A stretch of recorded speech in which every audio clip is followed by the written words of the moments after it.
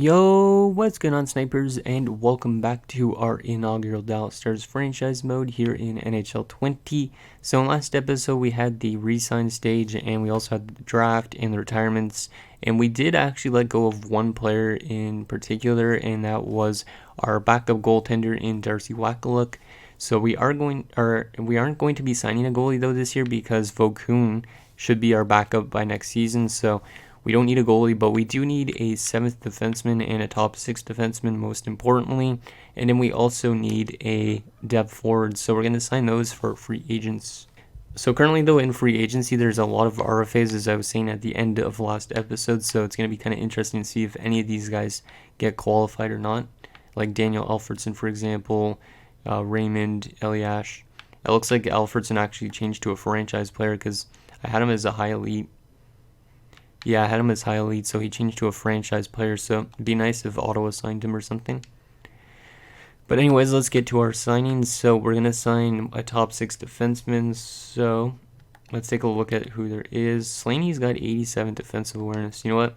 We'll bring in Slaney for our top 6, give him a 1-year deal. Wait, is he an RFA? No, he's not. Okay, good. Just want to make sure on that. We'll give him actually, let's give him a 2-year deal for now while we wait for Taves, because our defensive prospect Taves should be a couple years out still. And then we will sign a depth defenseman, which I was thinking of signing Bergevin, because Bergevin was 78, so he could drop down to a depth defender. So we'll give him 1 year. And then we need a depth forward, which I was thinking of bringing back Luciano Borsato. Yeah, I'll bring back Luciano Borsato, I think, or maybe Paul Eisenberg would be better. How is Paul Eisenberg? Yeah, he's not bad, actually. Yeah, we'll bring Paul Eisenberg over as the depth guy. 1 year for Paul Eisenberg. There you go. Hopefully all those guys sign with us, and yeah, we'll take a look at who signs where in this free agency for the offseason. Hopefully we get some big signings this year, like maybe some RFAs getting qualified, because that does happen sometimes in this build, like when I did my test run. So let's sim up to the 1st of August and see if there's any big signings or trades that happen in this month. We're not going to be making trades this offseason. So we got Eisenberg for our depth, and then we also got Bergevin and Slaney. Okay, so teams coming together again. It's good. And there is a trade already in this offseason. So Michel Petit and Chris Dahlquist get traded to Edmonton for a 1st-round pick and Fred Brathwaite, who heads to Detroit. So Fred Brathwaite not getting much time to actually become a starting goaltender, so I guess he got flipped. Interesting. Savret in a 3rd head to Detroit for Coffey in a 3rd, so Paul Coffey's out of his way of Detroit, so Detroit might be going through a bit of a rebuild now, kind of, to an extent. And Paul Coffey heads to Russia, which is kind of weird.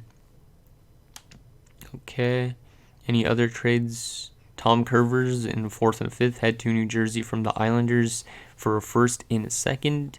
So New Jersey's loading up on even more defensemen, so they're going to be even better this year. I think they could potentially win the Cup.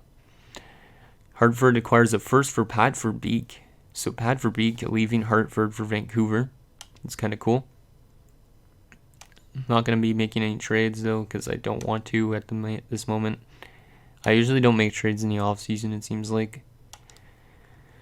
Okay, so there's another trade, a 1st and a 4th head to Finland for Patrick Sundstrom and a 3rd. So Patrick Sundstrom heading to Montreal. I think that's Patrick, or it's Peter, one of the two. Okay, so let's see what signings and trades happened in this 1st month of the off season. Hopefully we got some big news, because it'd be cool if somebody got qualified. I feel like there will be at least one. So trade-wise, there is only the trades I think that we mentioned. Yeah, pretty much. Signing-wise, let's go to the bottom of this list first. Actually, no, let's start at the top. Why not? Make it easier. So here are some signings. I'm not going to list them all out, just because there's too much of them, but if you want to pause the video at any point in time, you can. Let's see, any big name signings. Our former player Shane Sherrill signs in New York. I think he actually played there at one point, so that's kind of cool. Craig Berube in Tampa Bay. Louis Dabrowski in Russia. Ty Domi signs in Buffalo. Ron Tugnutt signs in Chicago. I don't know if that's a new team for him as well. So Ron Tugnet's has been moving around quite a bit in this series, it seems like. Any other interesting signings? The more interesting ones are probably going to be near the bottom of this, I would assume. Marty McSorley in Philadelphia. Oh yeah, Rasmus Sandin is still in this, but he, because he re-entered the draft or something like that, so it's kind of weird. Frank Pietrangelo signs in St. Louis. That's kind of weird because he's the uncle of Alex Pietrangelo, who actually plays in St. Louis. Anything else interesting? Our former player Luciano Borsato signs in Montreal. Our former player Pelle Eklund signs in Tampa Bay. I wonder where her backup went in. Tim Thomas signs in Edmonton. It's kind of interesting. So Tim Thomas has moved around a bit, I think, as well. Marty Turco resigns in Germany. Bob Probert in Hartford. Bernie Nichols in Tampa Bay. Bill Guerin was signed in LA. That's interesting. Leaving New Jersey already. Claude Lemieux signs in Montreal, so he goes back home to Quebec. Anything else? Dale Hunter signs in Sweden. A lot of signings. Darcy Wackluck, our former backup, signs in Edmonton. Brian Scrudlin signs in LA. Andy Moog signs in Vancouver for 2 years. Doesn't look like anybody getting qualified yet. Petrov signs in Germany. Okay. Wow, there's a lot of... Wow, okay. Ed Belfour signs in Edmonton. That's a big signing. So Chicago, who we lost to in the playoffs just this last season, has lost their number one goaltender. So that's actually a big loss for Chicago. So that might help us out a lot. Technically, it was around this phase that Belfour was in San Jose, I think, and then he was in Dallas. Patrick Elias resigns. Washington signs Ozolinsh. That's a good defenseman for them to get. And it looks like the other RFAs actually re-signed with their teams, which kind of sucks because I wanted to see somebody get qualified. Jason Arnott resigns in Edmonton, and that is it. Okay. So no all RFAs getting qualified, which really sucks because when I did test runs before, Pavel Bure signed in Finland or something after the first few years and all that stuff. So let's go up to September the 1st, see if there's any more signings or trades over the span. There probably won't be any interesting signings, actually, because most of the guys that are good probably have been taken off the table. But we'll check anyways. And then we'll probably start up the season simulation after we set our lines and all that stuff. We'll do only a tiny bit of the season so far, maybe the first 3 months, just to get our feet a little bit wet, and then you guys can suggest stuff for the next episode, because the next episode after this is not pre-recorded. Okay, there's a trade. Logan Stankoven, I think his name is, and a first head to San Jose for Bobby Holik in a third and a seventh. So Holik's onto his third team because he left New Jersey, went to San Jose. Now he's headed to Russia. Sylvain Lefebvre in the seventh, head to New Jersey from Toronto for a first and a third. So New Jersey's just loading up on defensemen, unless they lost some players, which they could have. But they're going to be a pretty good defensive team again, like in real life.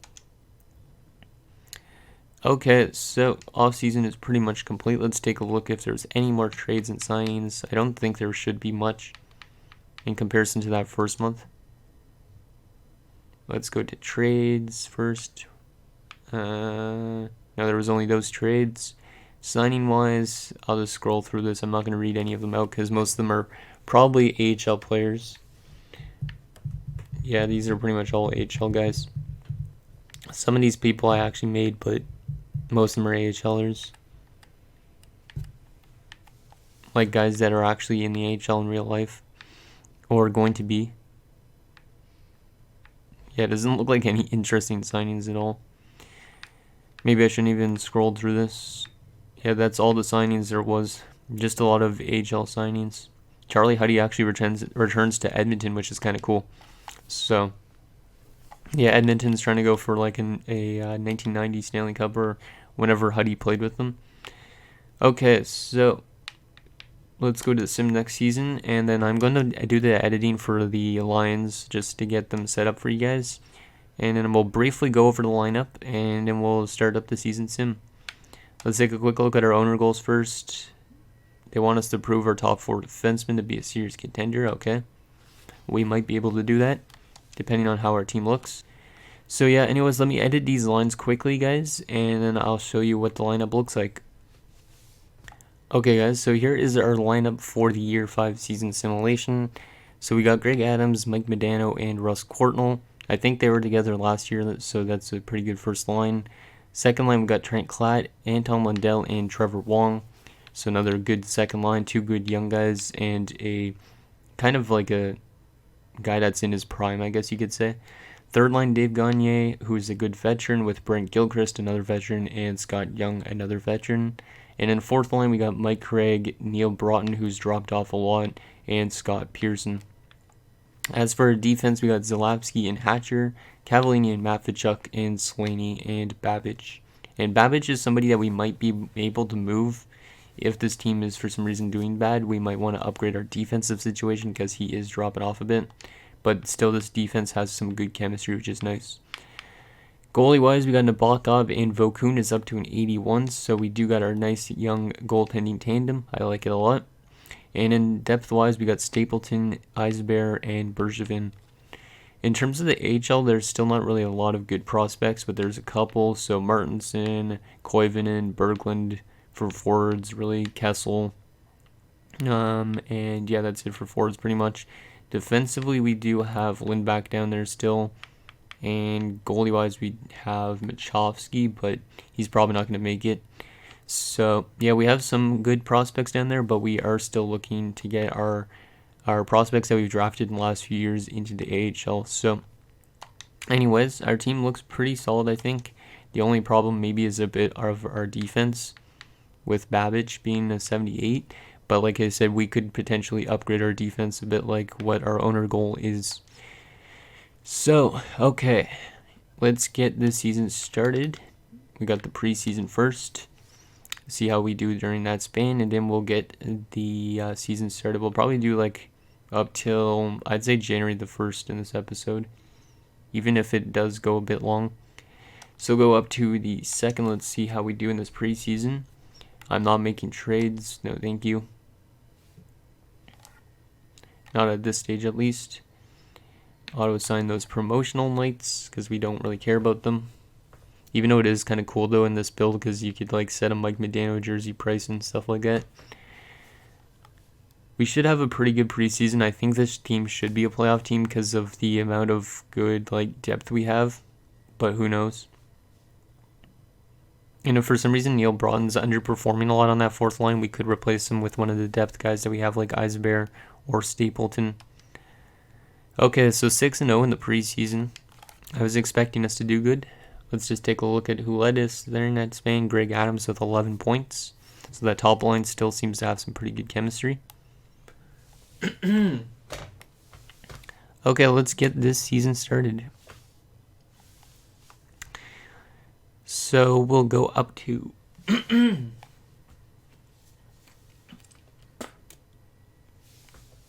Okay, so let's go all the way up to November the 1st, see how we do in our first month of the season.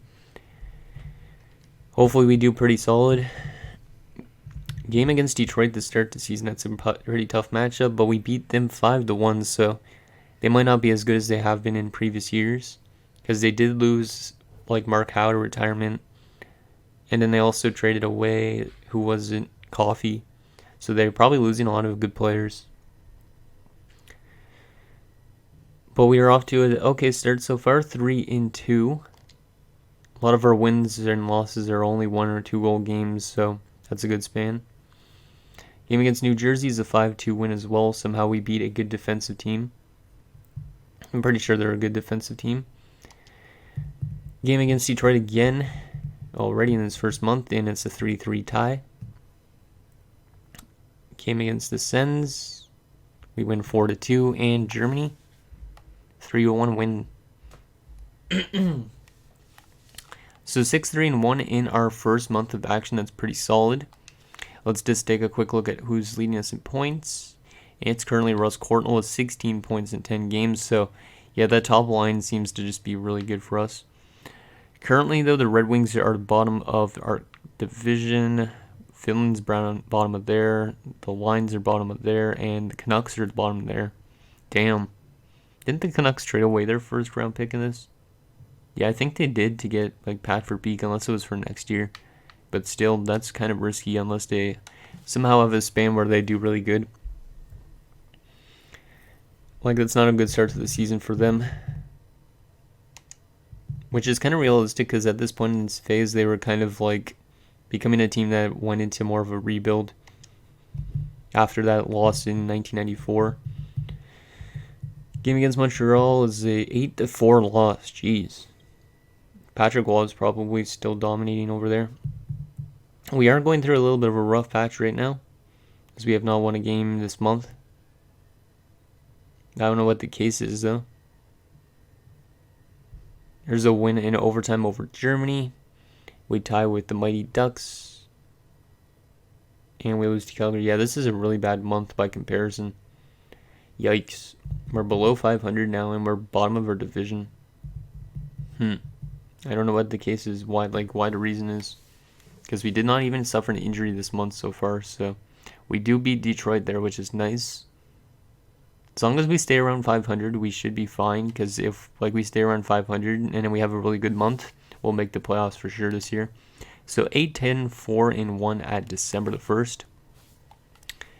I wonder what the reason is, though, that we're so low. But we're only 5 points out of a playoff spot, I think. And Detroit's also struggling. But our first line seems to be producing really well. Greg Adams has got 31 points in 23 games this season. I'm glad I re-signed him. Because even though he's already 36, he's pretty good. Okay, so let's go one more month of the season. And then we'll take a look at player stats so far for the season. Take a look at the trading block, the standings, and all that stuff so far. Just so you guys could get a feel for what maybe we need to do in terms of trading. Because I think we might want to make a trade, because maybe the reason we're doing so bad is because of that defense on that top 6. But who knows? We could have another good month this month. So we got points in back-to-back games, which is good. And we lose 5-1 to the Canucks there. Maybe it's just because we got a young goaltending tandem as well. Yeah, that could be. These guys don't have a lot of experience. Nabokov has a decent amount of experience, but Vokun's in his first season, so he could be not doing so well as a backup. There's a win over St. Louis, which is nice. We also beat San Jose, so maybe we're going to do a bit better near the end of this month. Another trade offer, no thank you. We do beat Vancouver there as well, so yeah, we are playing a bit better near the end of this month. But then we lose to Edmonton, as I say that, of course. Another game against San Jose is a loss as well. And our final 2 games of the month, Philadelphia and Boston. We lose to Philadelphia. Of course, we have to go on a losing streak, as I said, we were doing good near the end of the month.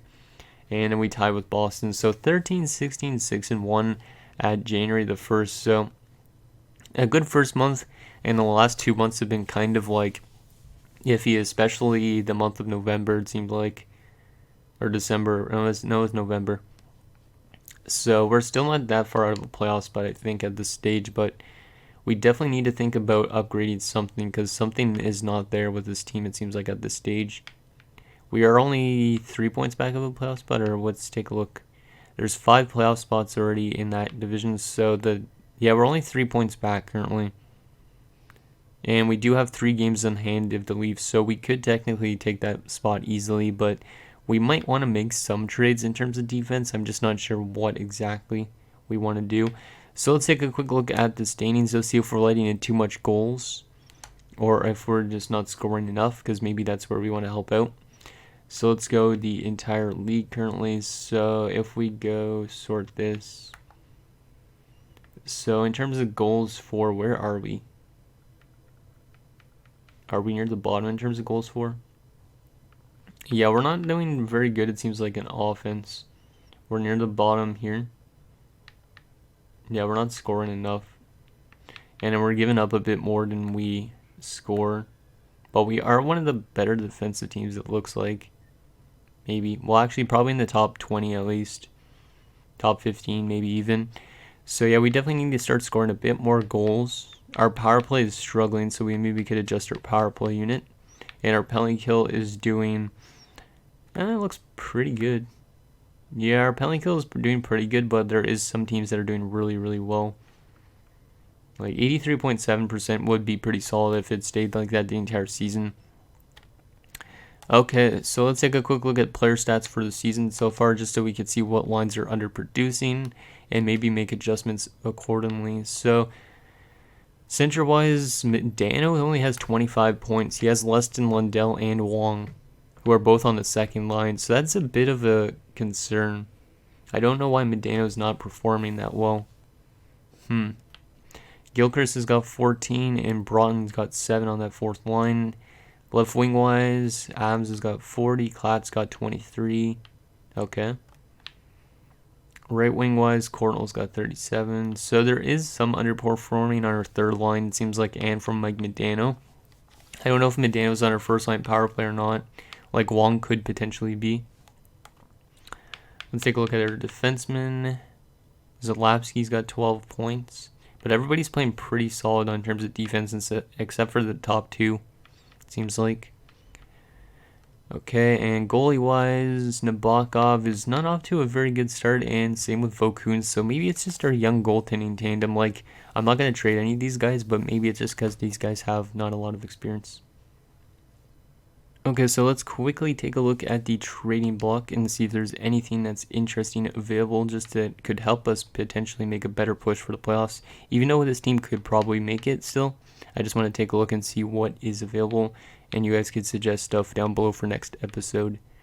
As well, take a look at the draft class too, because I haven't checked it out yet to see if there's anything that would be worth like kind of tanking a bit for, if we want to even tank. So, where was it going to go? Where's this damn trading block again? It's been a while. There you go. I haven't played NHL in like a long time, so that's why it's probably feeling weird. Okay, anyways, here is what's on the trading block. So some good forwards, it looks like.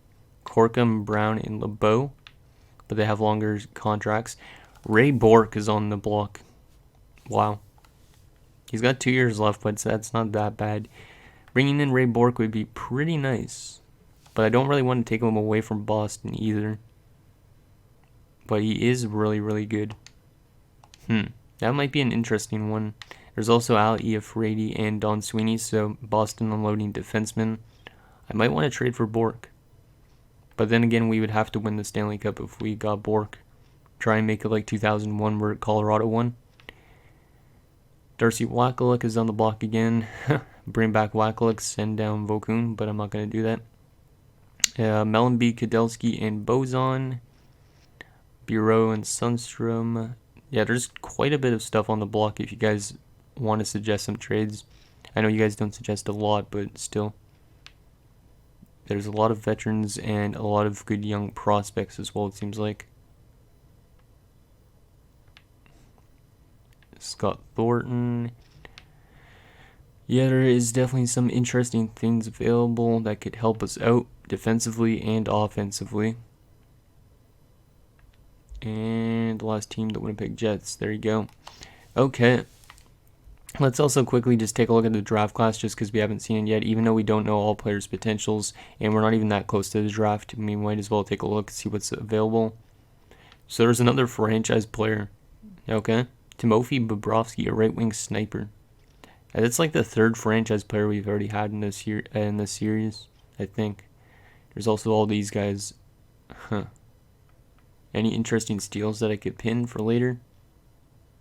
Maybe, but I don't know for sure. Okay, anyways, guys, that is going to do it for this episode of our Dallas Stars franchise mode. So in next episode, we might make a few trades depending on what you guys suggest. And yeah, hopefully we can make the playoffs. I think this team does have the chance to, just because we have some games in hand. But we need to start winning more games because these last 2 months have been kind of like 500-ish and sometimes even below that. So we need to find a way to start winning more games down the stretch. So let me know what you guys think, and I'll see you guys next time.